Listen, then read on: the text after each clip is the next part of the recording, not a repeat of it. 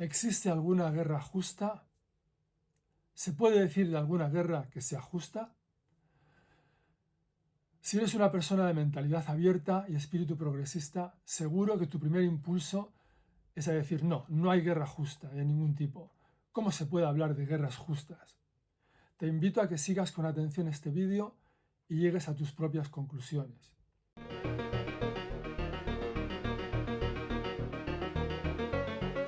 Soy Juan, bienvenidos a Criterio Ético. He sido profesor de ética aplicada, ética y política pública, durante muchos años en una universidad pública de Estados Unidos, la Universidad del Estado de California. Ahora vivo en España y me gustaría compartir con quienes estéis interesados, en España o en cualquier otro país que veáis este vídeo, una serie de conocimientos que os van a ser muy útiles. Desde hace más de 2000 años, desde antes del comienzo de la era cristiana, se ha venido desarrollando en Occidente una teoría, doctrina o tradición que se conoce como la doctrina de la guerra justa o la tradición de la guerra justa, que establece una serie de condiciones básicas que deben cumplirse para que el recurso colectivo a las armas por parte de un pueblo esté moralmente justificado. Estas condiciones son de dos tipos. Hay unas condiciones que se tienen que cumplir para que esté justificado ponerse en pie de guerra, coger las armas, irse al frente, y otras condiciones que han de cumplirse en el desarrollo de esa guerra. Las primeras condiciones, las que han de cumplirse para que esté justificado ir a la guerra, se conocen como ad bellum, por la expresión latina, ad bellum, para ir a la guerra. Y las otras, las que han de cumplirse durante la guerra, en el desarrollo de la guerra, se conocen como in bello, durante la guerra, en la guerra. La tradición de la guerra justa es muy importante. No penséis que se trata de un capítulo oscuro en los libros de filosofía, ni muchísimo menos. Sobre ella han escrito y han tratado en detalle los principales pensadores y filósofos de la tradición occidental. San Agustín, Santo Tomás de Aquino, Francisco de Vitoria y muchos otros grandes filósofos y pensadores hasta la actualidad. Es muy importante que la conozcáis. Yo aquí, como digo, voy a intentar explicarla en términos básicos que no sean difíciles de entender, porque ha servido esta tradición de base a los tratados modernos de prisioneros de guerra y ha servido también de base a la legislación internacional que permite que hoy los tribunales internacionales puedan declarar determinados actos de guerra como crímenes de guerra o crímenes contra la humanidad o crímenes de lesa humanidad, y a quienes los ordenan o permiten como criminales de guerra y que se les pueda perseguir. Todo ello gracias a esta doctrina que ha sido tomada como base para eso. ¿Cuáles son las condiciones para ir a la guerra? Las condiciones ad bellum, las primeras condiciones. La primera es que haya una causa justa. Seguro que diréis, bueno, sí, una causa justa, claro, pero lo que es justo para ti no es justo para mí, es una cuestión de opinión personal. No, no es una cuestión de opinión personal. La doctrina de la guerra justa establece la única causa justa posible para ponerse en pie de guerra. Tened en cuenta que cuando hay una guerra, si no conoces esta doctrina, te puede parecer que, bueno, pues yo simpatizo con este, con el otro, está bien lo que hace este, lo que hace el otro. No, no, una guerra es una cosa muy trágica. Es una cosa muy trágica y no se puede dilucidar quién tiene razón o si está justificado así con un criterio meramente subjetivo. La única causa justa posible es la autodefensa, defenderse de un enemigo que ha atacado injustamente y sin provocación, o la defensa de una nación que ha sido igualmente atacada, que siendo inocente ha sido atacada por un agresor de modo injustificado. La segunda condición es que haya una autoridad legítima. Una autoridad legítima en el pasado eran los reyes, en la actualidad serían normalmente las autoridades democráticamente elegidas. La tercera condición es que se hayan agotado todos los recursos diplomáticos posibles, que se haya tratado de evitar esa guerra a toda costa y que no haya funcionado la vía diplomática. La cuarta condición es que el bien que se pretende lograr con esa guerra sea mayor que el mal que va a ocasionar. Y la quinta condición es que haya una probabilidad realista, razonable, de victoria. Os voy a dar un ejemplo para ilustrar la aplicación de estas condiciones. Imaginaos que Francia o España deciden, en un acto de locura, deciden invadir Andorra. Para quienes veáis este vídeo desde otro continente y no estéis familiarizados con la geopolítica europea, Andorra es un pequeñito principado que hay en los Pirineos, en las montañas que separan España de Francia. Andorra, por supuesto, tiene una causa justa. Quieren invadir su país, de eso no hay duda. Es una agresión, imaginemos, una agresión no provocada, un acto puramente imperialista por parte de España o Francia. Causa justa. Tiene una autoridad legítima. Andorra tiene sus príncipes, tiene sus gobernantes, que están legitimados para llamar a la población a defender el país con las armas. Andorra, imaginemos que ha tratado de evitar esta invasión a toda costa utilizando todos los medios diplomáticos a su alcance. Y no lo ha conseguido. España o Francia están dispuestas a invadir el territorio andorrano. Imaginemos que Andorra piensa que el beneficio de una guerra defensiva en última instancia será mayor que las pérdidas que le va a ocasionar. Esta la pondría yo en paréntesis, pero bueno, imaginemos que hasta ahí puede llegar Andorra en el cumplimiento de las condiciones de la guerra justa. Pero lo que es seguro es que la quinta condición no la cumple. Andorra no tendría ninguna posibilidad de victoria sobre Francia o España, porque Andorra no tiene ni siquiera una fuerza armada propiamente dicha, o un ejército. Tiene una fuerza policial, una pequeña fuerza policial nada más. Y si hubiera una guerra contra España, pues sería la fuerza española o la fuerza francesa invadiendo, sería tan abrumadora que caerían unos cuantos policías andorranos y después no haría falta más violencia porque se subyugaría a la población de modo inmediato. Es decir, en un caso hipotético como el que estoy explicando, Andorra no estaría librando una guerra justa contra España o contra Francia, porque aunque cumple algunas de las condiciones, o incluso 3 o hasta 4 de las condiciones, la quinta no la cumple. Incluso la vida de esos pocos policías andorranos que caerían en ese absurdo intento de autodefensa, incluso esas muertes estarían injustificadas, serían inmorales, convertirían a esa guerra en inmoral. Para quienes estéis viendo esto en Latinoamérica y no estéis muy familiarizados con la geopolítica europea, quiero decir que a nadie, ni por lo más remoto de la imaginación, se le pasaría a nadie, a ningún político en Francia o en España, invadir Andorra. Es una idea absolutamente absurda que nadie lo pensaría, nadie lo ha pensado nunca, nadie lo pensará. Es decir, lo he puesto aquí como ejemplo simplemente para ver cómo se aplicarían en un caso tan claro las condiciones de la guerra justa. Las otras dos condiciones, como digo, son proporcionalidad y discriminación. Durante el desarrollo de la guerra no se puede causar más daño del necesario para lograr la victoria y no se puede atacar a no combatientes, a civiles. ¿Quiénes son no combatientes? Basta simplemente con no llevar un uniforme militar para estar a salvo, para ser considerado no combatiente. Bueno, yo no tengo la respuesta a eso, sobre esto se ha escrito mucho, se ha debatido mucho y se puede opinar mucho. Y eso lo dejo un poco a vuestro criterio, ya que investiguéis más después por vuestra cuenta. Antes de seguir con el contenido del vídeo, quiero recomendarte una herramienta que te puede resultar muy útil si estás en proceso de decidir qué carrera quieres estudiar, qué estudios quieres llevar a cabo, tú o cualquier amigo que conozcas. Se trata de la web orientadoreducativo.es. Es una web diseñada para ayudarte a encontrar la carrera que mejor se adapta a ti. Puedes además realizar su test inteligente gratuitamente y descubrir qué opciones encajan con tus intereses y habilidades. Además encontrarás información detallada sobre grados, salidas profesionales y mucho más. No dejes tu futuro al azar. Visítala hoy mismo, orientadoreducativo.es, y da el primer paso hacia tu mejor decisión. Apúntate a la newsletter para obtener el código de descuento. Te dejo el enlace en la descripción. Y ahora sí, seguimos con el vídeo.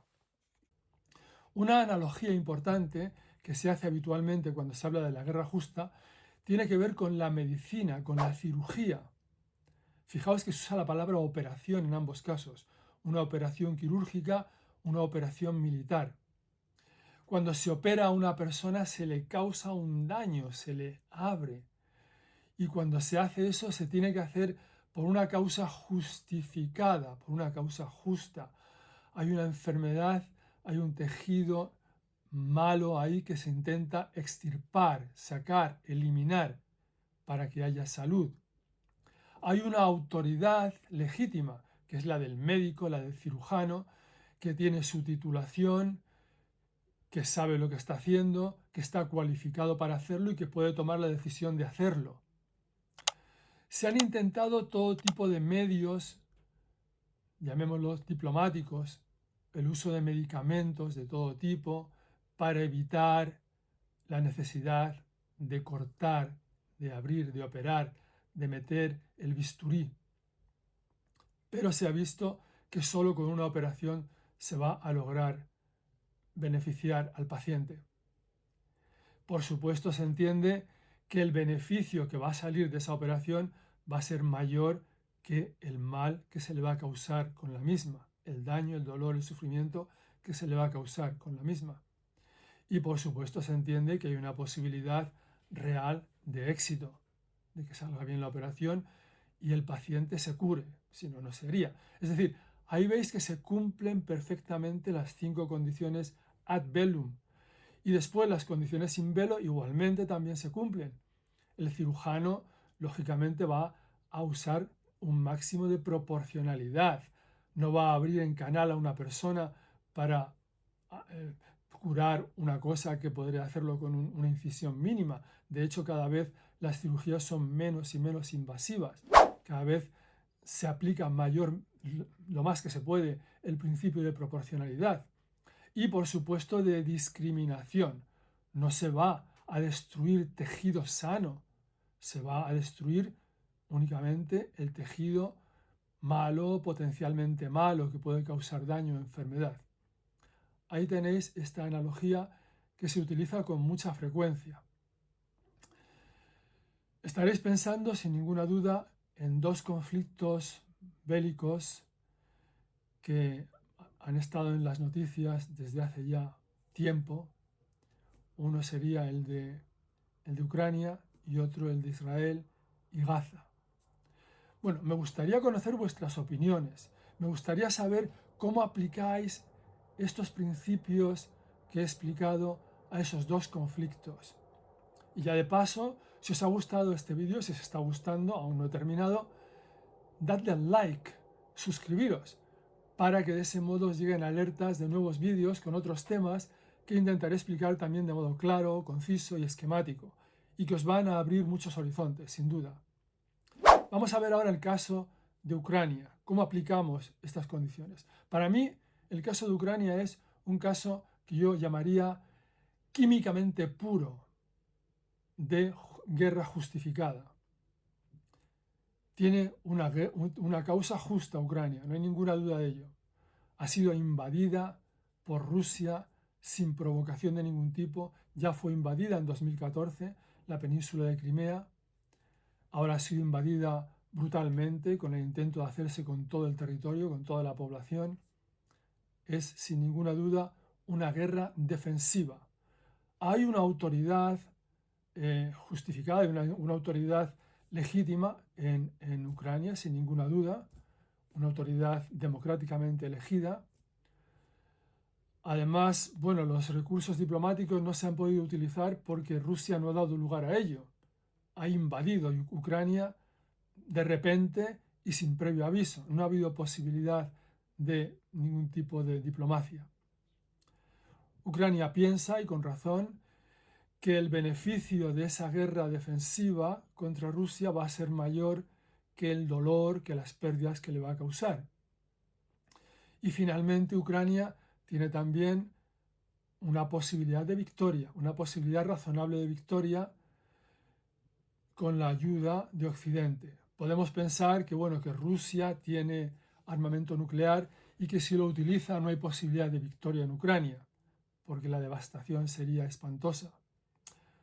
Sin embargo, eso no va a ocurrir y sabemos desde el principio que no va a ocurrir por mucho que Putin de vez en cuando amenace con hacerlo. No va a ocurrir por dos razones fundamentales. La primera, porque el uso de cualquier arma nuclear en Ucrania generaría una nube radioactiva que pasaría a Rusia. Recordemos que Rusia y Ucrania son dos países contiguos, tienen frontera y las nubes radioactivas no entienden de fronteras ni de pasaportes. Y eso le causaría unos problemas tremendos a Putin, unos problemas que no necesita. Solo con esa razón basta para entender por qué no lo va a hacer. Pero es que además si lo hiciera, intervendría la OTAN. Ahí entonces se involucraría la OTAN y ahí las consecuencias para Putin serían realmente impredecibles. Es algo que no le interesa a Putin. Por tanto, la guerra entre Rusia y Ucrania, pese a las amenazas nucleares, es una guerra convencional, una guerra que se puede librar por medios convencionales. Por parte de Rusia no se cumplen ninguna de las condiciones de la guerra justa. No tiene una causa justa, es meramente un deseo imperialista, es todo lo que ha explicado Putin. Hay una autoridad legítima, dudosamente legítima, la de Putin. Se han agotado los recursos diplomáticos. ¿Qué recursos diplomáticos? ¿Para qué? Si ha sido una invasión. Esa condición ni se ha tenido en cuenta siquiera. Y las otras dos condiciones sí, probablemente se cumplen. Seguramente sacaría mayor beneficio que perjuicio si ganara la guerra y tiene una posibilidad real de victoria, claro. Pero al no haberse cumplido, al no cumplirse las tres primeras condiciones, esa guerra por parte de Rusia es injusta, es moralmente injustificada. Es una guerra injusta completamente. En cuanto a las condiciones sin velo, por parte de Rusia no ha habido proporcionalidad de ningún tipo, se han destruido, se trata tratando de destruir al país, toda la infraestructura, y no ha habido discriminación tampoco, se ha matado a civiles, se ha atacado instituciones civiles, colegios, hospitales. Recordemos los acontecimientos de Bucha al principio de la invasión, muerte masiva, asesinatos de civiles sin ningún tipo de discriminación. Además, tolerados, permitidos, autorizados y posiblemente ordenados por las autoridades rusas, militares y civiles. Auténticos crímenes de guerra. Por parte de Ucrania, ha habido alguna denuncia de algún pequeño abuso de que las fuerzas militares ucranianas han llevado a cabo algunas ejecuciones sumarísimas de prisioneros rusos, de prisioneros militares. Está mal, las autoridades ucranianas enseguida han pedido disculpas a la comunidad internacional y han puesto en práctica las medidas correctivas para que eso no ocurra, porque se denunció inmediatamente en las pocas veces que aparentemente se ha llevado a cabo ese tipo de cosas en el fragor de unas batallas terribles. Creo que mi opinión es clara en este caso, dadme la vuestra también. En el caso del conflicto entre Israel y el pueblo palestino o digamos la organización Hamas, el asunto es diferente. En mi opinión, ambos bandos están librando una guerra injusta. Los palestinos quizá tengan una causa justa en la visión amplia, no en el inicio del presente conflicto, pero a la larga podemos decir que consideran que ven su territorio invadido y que por lo tanto es una guerra, cualquier guerra de los palestinos sería una guerra defensiva. Bueno, en cuanto a la segunda condición, no se cumple porque los palestinos tienen una autoridad elegida democráticamente, pero Hamás no lo es. Hamás es una organización militar, una organización privada, por así decir, que lleva a cabo estas acciones bélicas por su cuenta, con lo cual no cumple esa condición. Sobre si se han agotado las vías diplomáticas, desde luego para el inicio de este conflicto no. Hamás atacó a un grupo de participantes en una fiesta y ahí comenzó todo, se llevó rehenes, cometió crímenes tremendos en escuelas, en personas inocentes. Ahí no hubo ningún tipo de recurso, ningún tipo de advertencia siquiera. Sobre si la consecuencia va a ser más beneficiosa a la larga que perjudicial de llevar a cabo esta guerra, yo creo que jamás podía imaginarse que la consecuencia iba a ser muy perjudicial para todo el pueblo palestino. Y sobre si había alguna posibilidad real, razonable de victoria, bueno, quizás esa organización en su fantasía imaginara que sí, pero la realidad es que no tenía posibilidad real alguna de ganar una guerra frente al Estado de Israel. ¿Ha utilizado proporcionalidad y discriminación jamás? No, en absoluto. Han sido ataques indiscriminados y a todo tipo de instituciones israelíes. Y por parte de Israel, ¿cómo se satisfacen de algún modo esas condiciones? Pues tampoco. Israel tiene una causa justa. Bueno, en este caso sí, porque ha sido atacado sin advertencia y tiene que defenderse. Tiene una autoridad legítima, sí, esa condición se cumple. ¿Ha agotado la vía diplomática? Pues no sé si en este caso esa vía estaría muy disponible, pero desde luego no ha hecho nada o muy poco por explorar la posibilidad de acabar con este conflicto pacíficamente. ¿Piensa que va a obtener mayor beneficio que perjuicio librando esta guerra? Sí, en ese caso sí. Y por supuesto la última tiene posibilidades de victoria. Sí, también, sin ninguna duda. Pero ha hecho uso de la proporcionalidad al librar esta guerra contra Hamás. No, en absoluto. Esto se ha convertido en un ataque a todo el pueblo palestino. Se ha atacado instituciones civiles, escuelas, hospitales, refugios de civiles. No ha habido ni discriminación ni proporcionalidad de ningún tipo. Con lo cual, la guerra también por parte de Israel es plenamente injusta, injustificada. Es una guerra injusta por ambas partes desde mi punto de vista, con el modo en que yo aplico las condiciones de las que hemos hablado en este vídeo. ¿Y tú qué piensas? Pon tus comentarios.